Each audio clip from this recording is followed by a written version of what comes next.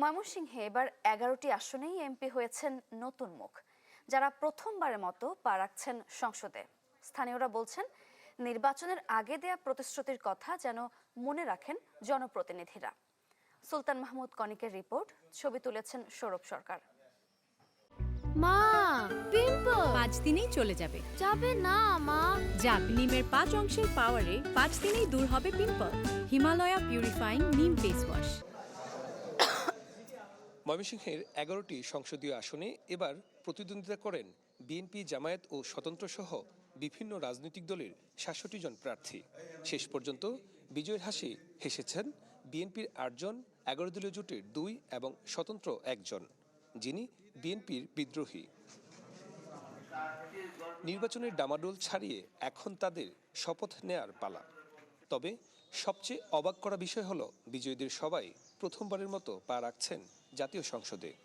জনগণের সাথে কথা বলবো, ৩৩টি ওয়ার্ডের সচেতন মহলের সাথে কথা বলবো এবং যেগুলো অগ্রাধিকার ভিত্তিতে করা দরকার আমি সেইগুলো বাস্তবায়নের জন্য দেশের রাষ্ট্রের সাধ্য অনুযায়ী যতটুকু করা প্রয়োজন আমি চেষ্টা করব সেই কাজগুলো বাস্তবায়ন করার জন্য। সরকারের যে বরাদ্দ সেটা তো আমরা অবশ্যই পাবো, সেটাকে যদি আমরা সঠিকভাবে ইনসাফপূর্ণভাবে বন্টন করি, আমি মনে করি যে ফুলবাড়িবাসী উপকৃত হবে।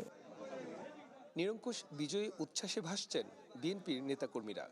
ফুলের শুভেচ্ছায় সিক্ত হচ্ছেন নবনির্বাচিত সংসদ সদস্যরা। ভালুকা হবে আগামী দিনে ঢাকার সন্নিকটে একটি অত্যাধুনিক শিল্প, স্বাস্থ্য, শিক্ষা এবং যোগাযোগ ব্যবস্থার সমৃদ্ধ একটি আধুনিক উপশহর।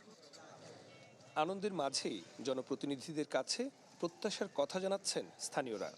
ভোটের আগে দেয়া প্রতিশ্রুতি বাস্তবায়নের আহ্বান তাদের। নির্বাচনের আগে প্রার্থীরা নানা রকম প্রতিশ্রুতি দিয়েছে, তো সেই প্রতিশ্রুতিগুলো শুনে জনগণও খুব আশায় আছে। বিগত দিনে যে প্রতিশ্রুতি দিয়ে গেছেন তারা যদি এগুলাই ঠিক রাখায় বাস্তবায়ন করে আমরা এতেই সুখী। দেশের স্বার্থে, আমাদের সাথে, মানুষের সাথে কাজ করে যাবে, সেই প্রত্যাশা উভয় দলের কাছে।